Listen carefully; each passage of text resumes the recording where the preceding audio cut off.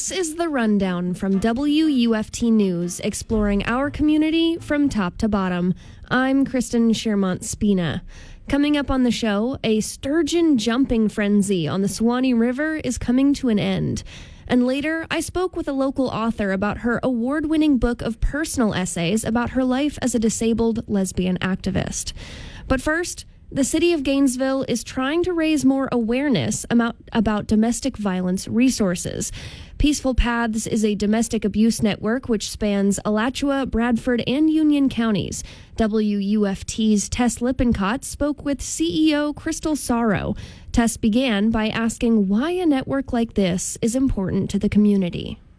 So we know that connection to the local domestic violence agency anywhere in the country is one of the highest indicators for successful outcomes for people. So if you know someone who's expressing to you, I'm in this relationship, there could be dangerous situations, please tell them about resources. I know the city is trying to put a focus on domestic violence, so why do you think it's important that they're doing so now? I think it is a topic that is often still not spoken about necessarily, that there can be a silence around it. But I think sometimes the topic isn't brought up in broader society. It can be a very heavy topic, and I don't think that people are aware it impacts as many folks as it does. We know statistically that 1 in 3 women and 1 in 4 men will deal with physical, sexual, or stalking violence in their lifetimes, and those numbers are pretty staggering, but I think the general community may be unaware of that. I think with the focus on gun violence that the city's been doing, that considering domestic violence in that is really important. We know that if an abuser has access to a gun, that it's 5 times more likely that a victim will be killed. How did you get into this position? How did you get into Peaceful Paths, what you do with the organization? I have actually been at Peaceful Paths 6 years, and I came in as a director of education and youth services. And before that, I was actually an educator in Alachua County. Kind of more on the education side, what do opportunities look like for that? How can the community get involved in being educated or helping promote education like that? We go in and talk to community organizations. We also take donations of like food and clothes. So a lot of organizations will do community drives for us to stock our food pantry, hygiene items. And so we'll go in and also talk about what do red flags look like? What do green flags look like in a relationship? How do you support as a family member or a friend or a coworker if someone comes to you and says these things? So we're happy to go in and do education around all types of support, and we partner with many organizations in town as well. That was Crystal Sorrow, the CEO of Peaceful Paths Domestic Abuse Network, speaking with WUFT's Tess Lippincott.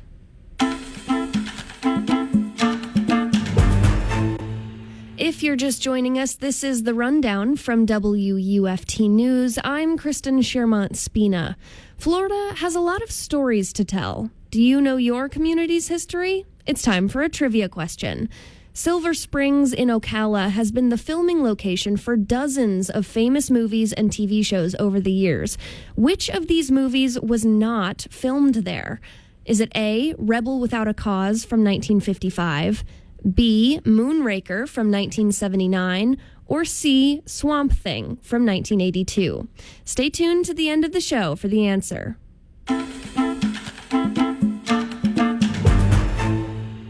A sturgeon jumping frenzy on the Suwannee River is coming to an end. The fish can launch themselves up to 9 feet in the air, and since they can get up to 8 feet long and 300 pounds, they make quite the splash. WUFT's Rose Schnabel searched the Suwannee for sturgeon. Gulf sturgeon are armored, grayish-brown fish that look like dinosaurs. Actually, their ancestors lived alongside dinosaurs, then outlasted them. You may recognize sturgeon by their jumps. They do it to gulp up air so they can stay buoyant, and also to communicate. The splash tells other sturgeon where they are. Today, a team of sturgeon admirers is looking for those jumps along the Suwannee River in Lafayette County. Ken Sulak leads the way. He's a retired fish biologist. He says sturgeon spend their winters in the Gulf, fueling up on food before a big trip. So in March and April, these fish are coming in and swimming up to near Ellaville, where the spawning grounds are located. And normally they have no problem getting there. But this year was anything but normal. This part of Florida has been in an exceptional drought since September 2025. Parts of this river were almost entirely dried up, so sturgeon couldn't get through. And so they got grouped up here, sort of stranded temporarily for about 2 months, waiting for the water to come up so that they could get up to the spawning grounds. Sulak estimated there were about 100 or 200 sturgeon right here in the middle of the river by an old ferry crossing. And look, these were nightmare conditions for sturgeon. They liked to hide in deep holes and the water was shallow. They liked dark, cloudy water, and it was almost crystal clear. Because of these conditions and because they couldn't spawn, the sturgeon were stressed. They were jumping a lot more than normal. That's something we didn't realize before either. So these exceptional situations offer some chances to learn things. Now, it's normal for sturgeon to jump every 2 or 3 days. But another sturgeon lover, Christian Ard, saw 1 or 2 jumps per minute while the river was low. Most often they'll come up vertical, and then they will either take a roll onto their side or completely over onto their back, and they'll flop down with a great report at the end of that. And that report? Yeah, a very big splash. Ard watched the sturgeon underwater. Sometimes he heard them gearing up to jump. I don't even know how to replicate the noise, but it's just this big shoo, and then all of a sudden they just launch themselves out of the water. They make other sounds, too. Here's Ken Sulak again. Sturgeon talk to each other. There's one. They make click sounds by popping their tongue down from the roof of the mouth. And so it's like... But don't take his word for it. Here's what I caught on an underwater microphone. Did you catch it? And that's sort of like cows in the field mooing. It's saying, hey, this is where you want to be. If you're somewhere else on the river, you can hear us. We're here. Today, there isn't too much splashing. The river finally rose in June after recent storms. The path to the spawning ground is finally clear, but it's too late. The water's now too hot for eggs to survive. There's still hope, though. 20% of the population of the Suwannee are slightly genetically different, and they are set to spawn in the fall. So it's kind of a safety valve. Gulf sturgeon are listed as threatened, but they're doing really well in this river. Sulak estimates about 15,000 call the Suwannee home. They are illegal to fish, but so much fun to watch. Take it from Christian Ard. Even after 8 weeks of watching, every jump is a surprise. Hey, there was one right there. Rose Schnabel, WUFT News. Incidentally, while the peak of the frenzy is over, you can still see sturgeon jumping in the Suwannee throughout the summer. Manatee Springs and the Suwannee Bell Restaurant are popular viewing spots. You can read more from Rose Schnabel and see photos of the sturgeons in action at our website, WUFT.org. This is the rundown from WUFT News. I'm Kristen Shearmont-Spina. Coming up next from Marketplace Tech, how scammers are impersonating famous casting directors with AI to trick aspiring young actors, and some tips on how to spot them. That's coming up after the break. Stay with us. We'll be right back. Another day, another way to use AI to scam people. From American Public Media, this is Marketplace Tech. I'm Megan McCarty-Carino.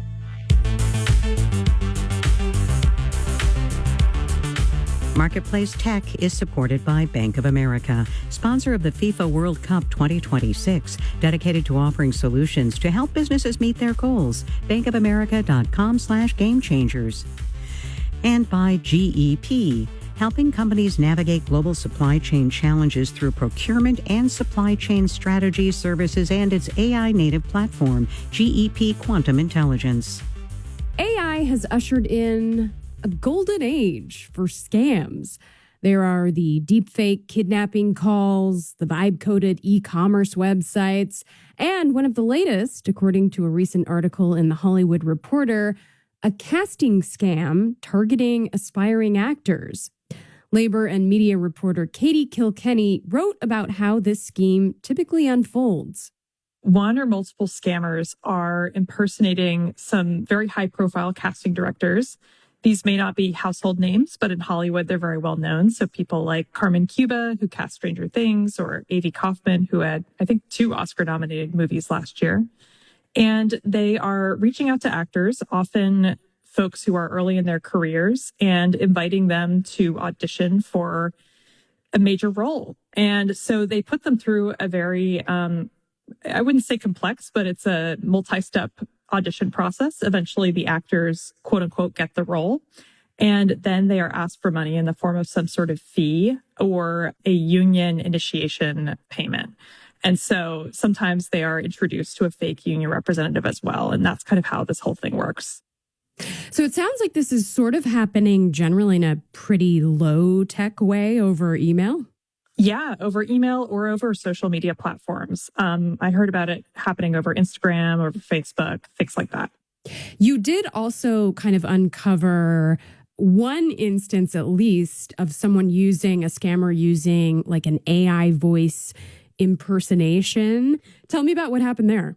This was an impersonation of Avatar casting director Marjorie Simpkin. She was sent this audio recording from a would-be mark of the scammers. And essentially, it was a voice memo that purported to be from her. Edward, I am sending this voice note to clear the air and let you know this is truly me and not a damn scam from Africa. It's kind of a strange recording because it sounds just like her, but it's also very halting. And so theoretically, someone could be an incredibly talented voice impersonator, but the fact that this is so halting and that there seem to be instances in this voice recording that don't really make a lot of sense suggests that somebody might have put some spelling errors in a written prompt. It's pretty wild. And there were some sort of changes in, how auditions happened during the pandemic that make this particularly effective, right? Absolutely. There's really been a shift since the COVID-19 pandemic towards a more online casting process. You can sort of cast a wider net and find people internationally if they're going to audition through self-tapes or virtual auditions. But also, it does become sort of an issue when you have scammers who are using and manipulating this online process to try and fool people. That was Katie Kilkenny at The Hollywood Reporter. Daniel Shin and Nicholas Guion produced this episode. I'm Megan McCarty-Carino, and that's Marketplace Tech.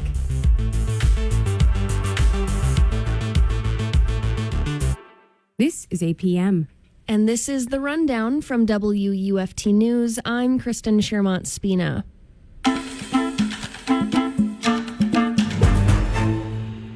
Today, I want to look back on an interview I did a few years ago that I think will still resonate with some people. Sandra Gale Lambert is an author living in Gainesville. She's written fiction, a memoir, and many personal essays about her experience as a disabled lesbian activist. Her most recent book, My Withered Legs, is a collection of some of those essays. It was released in 2024. I spoke with Lambert then about the collection and about her life. As you were collecting these personal essays into your book, did you notice any themes start to emerge between the essays that you were picking? A huge theme, beside disability, was getting old with a disability. A lot, I've been disabled since I was a baby. I had polio when I was a baby. But I've never been old and disabled before. And that's a whole new world. I got the things that old people sometimes get, like breast cancer or a heart attack. I'd always thought of myself as of disability being really separate from illness or fragility, that those two had nothing to do with each other. And now I'm understanding that illness is also not a fragile state. It's strength as well. I noticed throughout the book, you draw on these themes of autonomy and independence versus, asking for help or maybe needing help. Why does that dichotomy speak to you so much? When you grow up visibly disabled, physically disabled, starting in the 50s, there's an assumption that you will never be married, you will never have children, you're not a sexual person, your parents will have to take care of you the rest of their lives.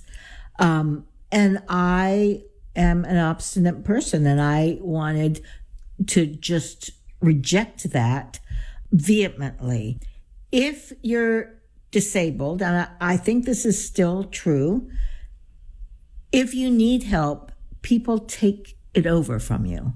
Somehow people can feel like you've given them permission to take over your life, and that you need for them to do that.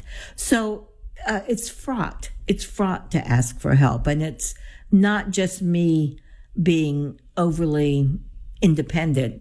When you think of your experience as like growing up with a disability versus the experience of someone growing up with a disability today, how do you feel about the progress that has been made and maybe the progress that still needs to be made? There's been incredible progress made. I mean, both the activists that got the legal protections and the ones that have come afterwards. And there's a way young activists today are not beyond the legal protections, but they've taken those and built on them to move even farther forward and say, this needs to change and this needs to change. And in ways, I just couldn't imagine ever.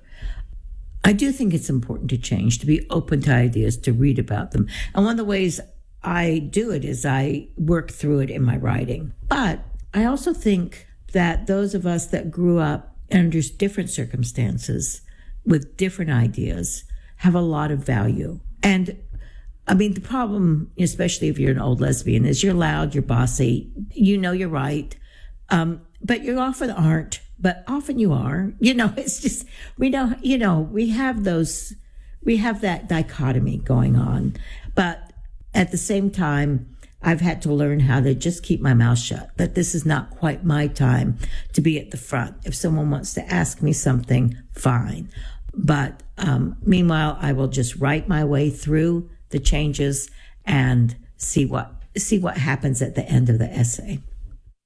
That was Gainesville author Sandra Gale Lambert talking with me in an interview from 2024 about her book of personal essays. The book, titled My Withered Legs, won a Lambda Literary Award last year. If you're just joining us, this is The Rundown from WUFT News. I'm Kristen Shermont-Spina. If you missed the first half of the show, no worries. You can always listen to previous episodes at our website, wuft.org/The Rundown. You can also find us wherever you get your podcasts. As a reminder, our trivia question this week: Silver Springs in Ocala has been the filming location for dozens of famous movies and TV shows over the years. Which of these movies was not filmed there? Is it A, Rebel Without a Cause from 1955, B, Moonraker from 1979, or C, Swamp Thing from 1982? The answer's coming up at the end of the show. That's after a quick break. Stay with us. We'll be right back. Welcome back to The Rundown. I'm Kristen Shermont-Spina. Before we end the show today, we wanted to feature a brand new segment that I hope you'll love just as much as we do. It's called Bird Note, and it comes to us from member station KNKX in Seattle. This is Bird Note. Don't be fooled by the gentle whirring sound of a hummingbird in flight. This male rufous hummingbird performs elegant and aggressive courtship displays to defend his territory, and he may travel hundreds of miles to find a mate. In the spring, rufous hummingbirds journey up the Pacific coast from Mexico to the northwestern corner of the U.S. Some go even as far north as Alaska. That's almost 1,000 miles one way for a bird measuring just under 4 inches beak to tail, making this one of the longest migrations of any bird relative to body length. But after completing one journey, the hummingbirds have to prepare for another. As fall approaches, they sip nectar and catch insects to pack on fat that will power their passage back to the tropics, this time taking the scenic route over the Rocky Mountains. But not all hummingbirds of the same species migrate at the same time. This male rufous hummingbird in the Pacific Northwest gets out of town early. He leaves the breeding grounds as soon as mid-June. Females stay behind to finish their nesting duties before heading south a week or two after the males.